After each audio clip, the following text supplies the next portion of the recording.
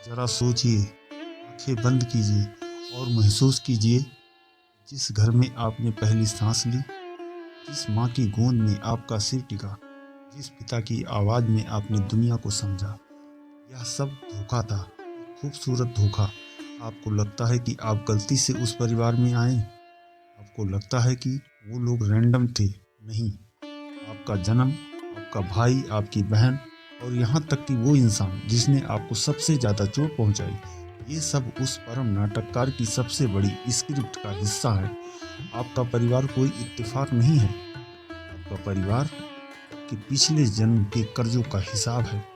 वह हिसाब जिसे चुकाने के लिए आपको ठीक उसी जगह उन्हीं लोगों के बीच उतारा गया है। अगर आप आज सोचते थे मैं क्यों, मेरा घर ऐसा है, बस आज रुक जाइए, क्योंकि आज आप जानने वाले हैं कि भगवान ने आपके साथ कोई अन्याय नहीं किया। उन्होंने तो बस आपको वह कक्षा दी है जहाँ से आपकी आत्मा को पास होना जरूरी था।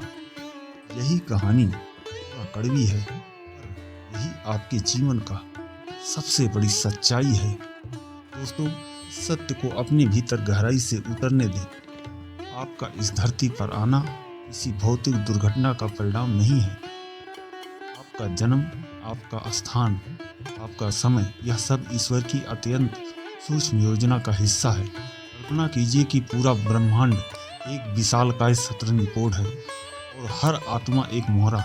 लेकिन यह खेल किसी राजा को हराने के लिए नहीं, बल्कि हर मोहरे को उसकी पूर्ण क्षमता तक पहुंचाने के लिए खेला जा रहा है। आपका इस विशेष परिवार में जन्म लेना किसी संयोग या परिणाम नहीं है, बल्कि ईश्वरीय गणना का हिस्सा है। यह ठीक वैसा ही है जैसे कोई विद्यार्थी अपनी पिछली परीक्षा के परिणामों के आधार पर अगली कक्षा में प्रवेश करता है। आपकी आत्मा ने पिछले जन्मों में जो कर्म किए, जो पाठ अधूरे छोड़े, वो रिश्ते अनसुलझे रहे, उन्हीं के आधार पर इस जन्म में के लिए आपका वातावरण और परिवेश चुना गया। जिस घर में आप पले हैं, जिन लोगों के बीच आपका जीवन खुला है, वह सब आपके कर्मों के सटीक उत्तर हैं। यदि आपके पिता कठोर हैं, तो शायद पिछली बार आपकी आत्मा ने किसी और पर अत्यधिक कठोरता बरती होगी। यदि आपकी माँ अत्यधिक प्रेममय और देखभाल करने वाली है, तो शायद आपके द्वारा पूर्व में किए गए निस्वार्थ सेवा का फल है। यहाँ तक कि आपका सबसे बड़ा शत्रु या विरोधी भी आपके जीवन की स्क्रिप्ट का एक अहम किरदार है, जिसे आप अहंकार या किसी पुरानी भूल को तोड़ने के लिए भेजा गया है। क्या आपने कभी सोचा है क्यों कुछ घरों में समृद्धि विरासत में मिलती है और कुछ में संघर्ष पीढ़ी दर पीढ़ी या चलता रहता है? क्यों कोई बच्चा जन्म से ही सहज, शांत और समझदार होता है, जबकि दूसरा अनुभव की ठोकरें खाकर भी भटकता रहता है? ये प्रश्न छोटे नहीं हैं, क्योंकि ये सीधे कर्म के कानून से जुड़े हैं। भगवान कोई भूल नहीं करते। वो किसी वजह से ना तो सुविधा देते हैं और ना बेवजह कष्ट। वो केवल संतुलन स्थापित करते हैं, वे गणना करते हैं और फिर निर्णय लेते हैं कौन सी आत्मा किस कठिन परिस्थिति में किस दूसरी आत्मा के साथ जुड़कर अपने अधूरे पाठ पूरे करेगी और अपने आत्मिक ऋण चुकाएगी। आपका यह संसार किसी सजा या इनाम का हाल नहीं है, बल्कि यह सीख और सुधार का विद्यालय है। जिस परिवार में आप जन्मे हैं, वही आपकी आत्मा के लिए सबसे सही प्रयोगशाला है। ईश्वर ने आपको ठीक उसी माता पिता के परिवेश में ही वित्तीय या भावनात्मक स्थिति दी है, जहाँ से आपकी आत्मा को अपने अधूरे संस्कारों को पूरा करने का सबसे अच्छा अवसर मिलना था। इस ब्रह्मांड में सबसे बड़ी गलती है जो हम करते हैं, वह है परिस्थितियों को दोष देना। हम कहते हैं मेरे घर वालों ने मुझे नहीं समझते, या काश मैं किसी और अमीर या समझदार परिवार में पैदा हुआ होता। लेकिन ऐसा कहकर हम अनजाने में ईश्वर की योजना को चुनौती देते रहते हैं।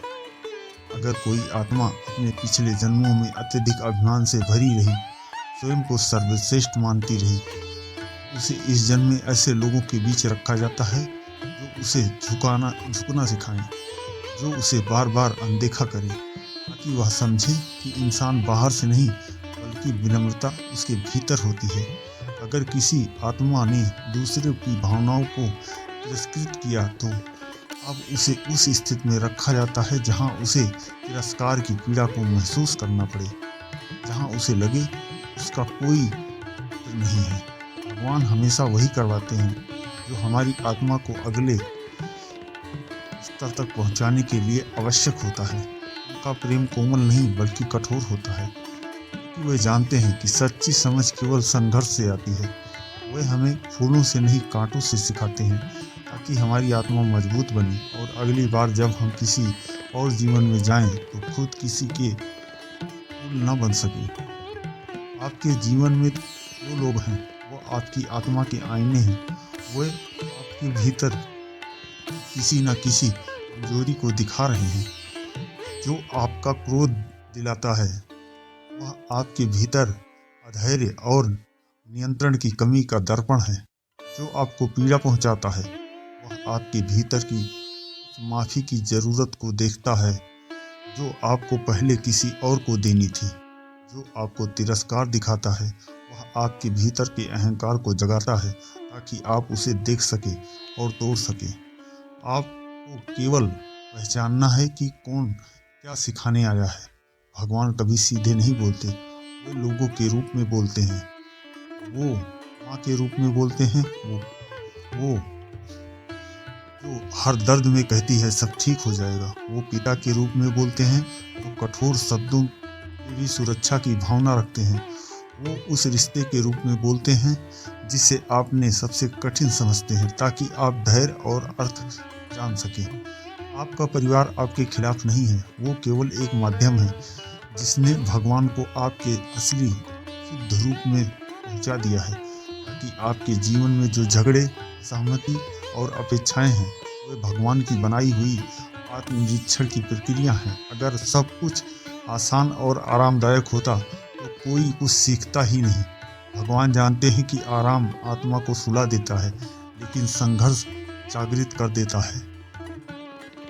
हम एक दूसरे के कर्मों अदृश्य धागे से जुड़े हुए हैं। यह धागा केवल एक जीवन तक सीमित नहीं रहता, यह जन्मों जन्मों तक चलता है। आपके माता पिता, आपके भाई बहन, आपके बच्चे, ये सभी आत्माएं पहले से ही आपके साथ किसी न किसी रूप में जुड़ी रही हैं। हर रिश्ता केवल वर्तमान का नहीं है, यह कर्मों की एक पुरानी कड़ी है जिसे ईश्वर ने बिल्कुल सटीक रूप से दोबारा गूंथा है। यह एक बकाया हिसाब है जिसे चुकाने के लिए आत्माएं बार बार एक दूसरे के जीवन में आती हैं। पुरानी कहानी भी, आप किसी को बहुत प्यार करते हो और वह आपको समझ नहीं पाता या आपके प्रेम को मूल्य नहीं दे पाता। जानिए, उस आत्मा के साथ आपकी कोई पुरानी कहानी अधूरी थी। भगवान चाहते हैं कि अब आप उस अधूरी कहानी को निस्वार्थ प्रेम, गहरी समझ और अंतिम क्षमा से पूरा करें। आत्मा का ऋण हो सकता है। पिछले जन्म में आप किसी को आर्थिक रूप से नुकसान पहुंचाया हो तो इस जन्म में वह आत्मा आपके परिवार में ऐसी भूमिका में आ रही है जहां आपको उसकी आर्थिक सहायता करनी पड़े, भले ही वह इसके लायक ना हो। केवल ऋण चुकाने का तरीका है भावनात्मक संतुलन। आज जो आपको बार बार अपमानित करता है, शायद कभी आपने किसी की भावनाओं का मूल्य नहीं समझा था। ईश्वर न्याय नहीं करते, वे केवल संतुलन बनाते हैं। वे यह सुनिश्चित करते हैं कि हर आत्मा वही अनुभव करे जो उसने कभी किसी और को दिया, क्योंकि तभी वह सीख पूरी होती है, चक्र बंद होता है और आत्मा मुक्त होने की दिशा में कदम बढ़ाती है। जब हम दुख के बीच में होते हैं तब यह सिद्धांत जैसा लगता है, पर भगवान का खेल सिद्धांतों का नहीं, अनुभव का है। वह आपको उस आग में डालते हैं जहां अहंकार पिघलता है, वह आपको उसी घर में भेजते हैं जहां आपकी सही होती है।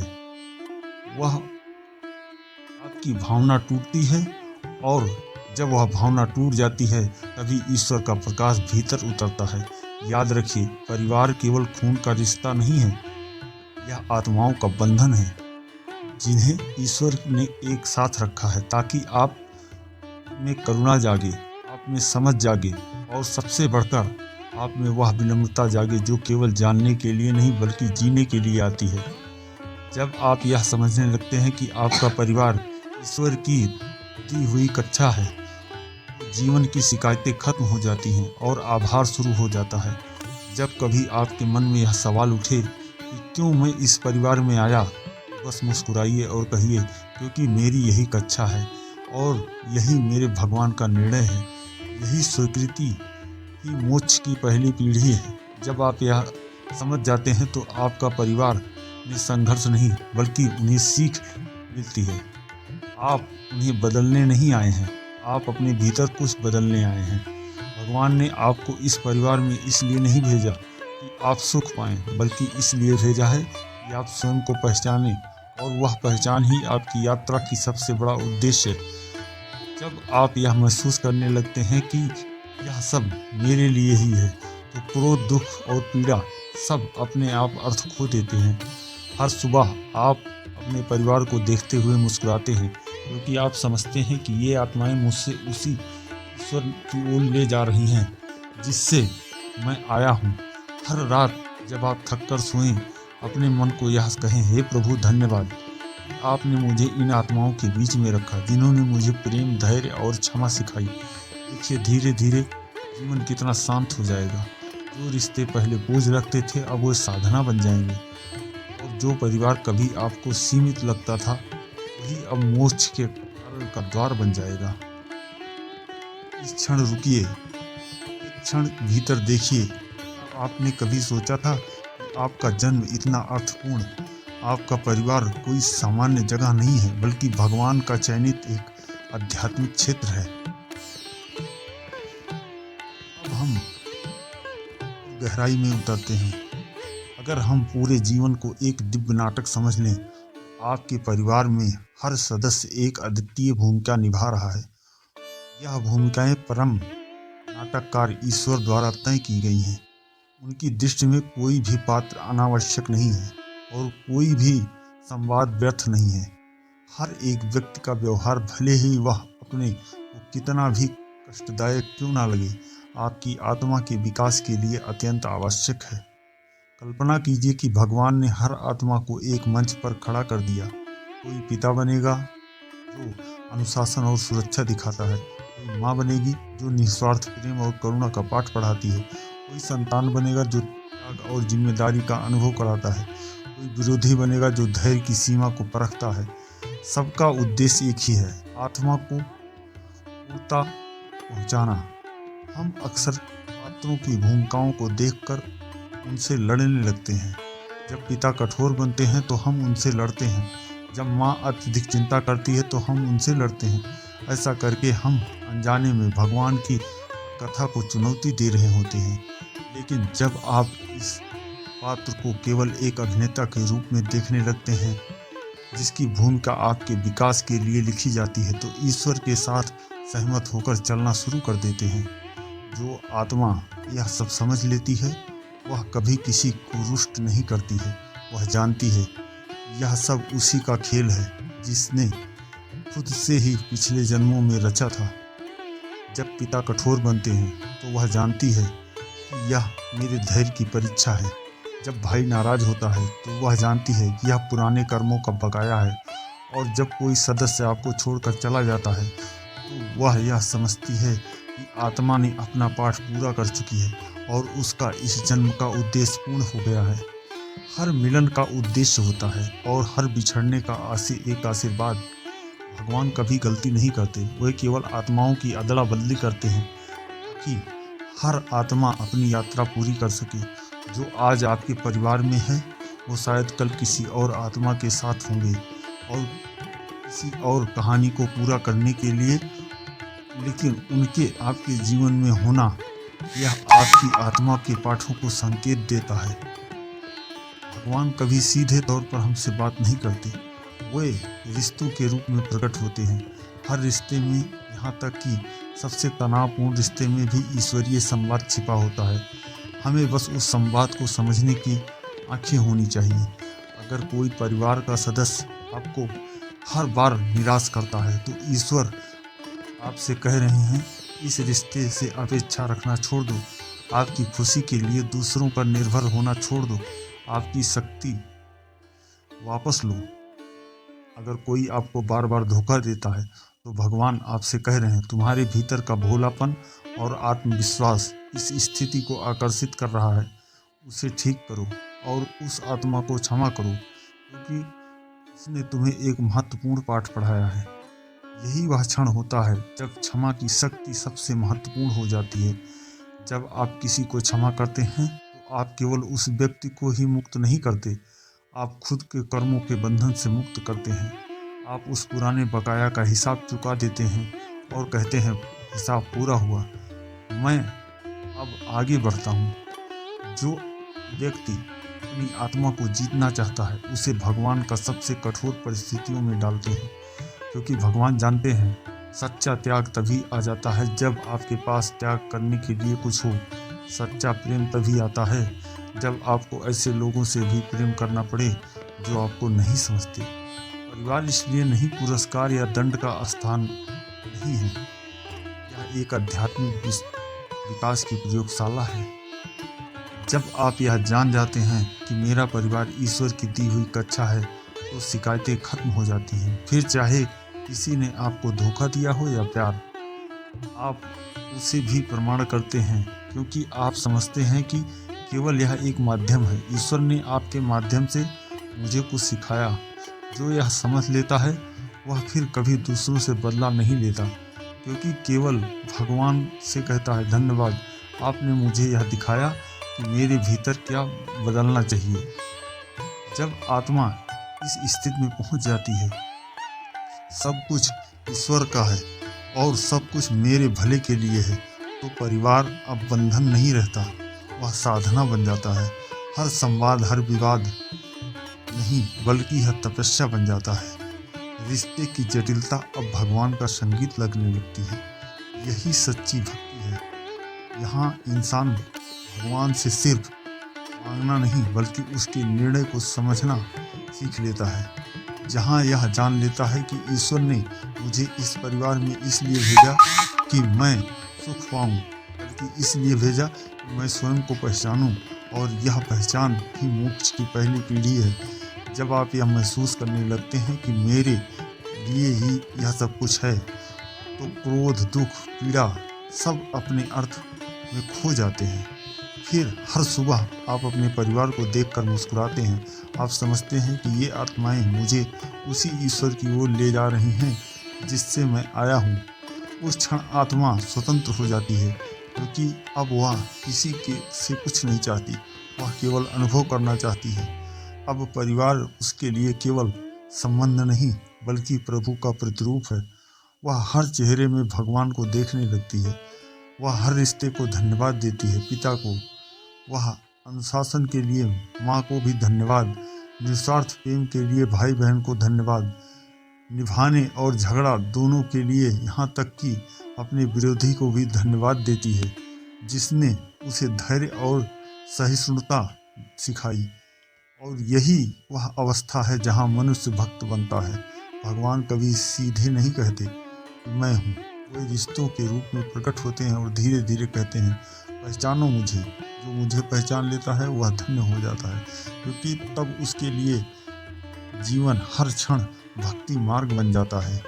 जब भी जीवन में यह प्रश्न उठे कि मेरा जन्म इस परिवार में क्यों हुआ, तो भीतर से उत्तर दीजिए क्योंकि प्रभु ने मुझे यही दिया। यहाँ मेरी आत्मा को खुद से मिलाना था। अगर आप यह बात भीतर से उतर गई हो तो अपने आप को महसूस करिए कि हर रिश्ता वास्तव में ईश्वर का संदेश है। तो इस क्षण से बस अपने हृदय को एक धन्यवाद निकलने दीजिए और ईश्वर का बार बार शुक्रिया अदा करिए कि आपको उन्होंने इस परिवार में भेजा।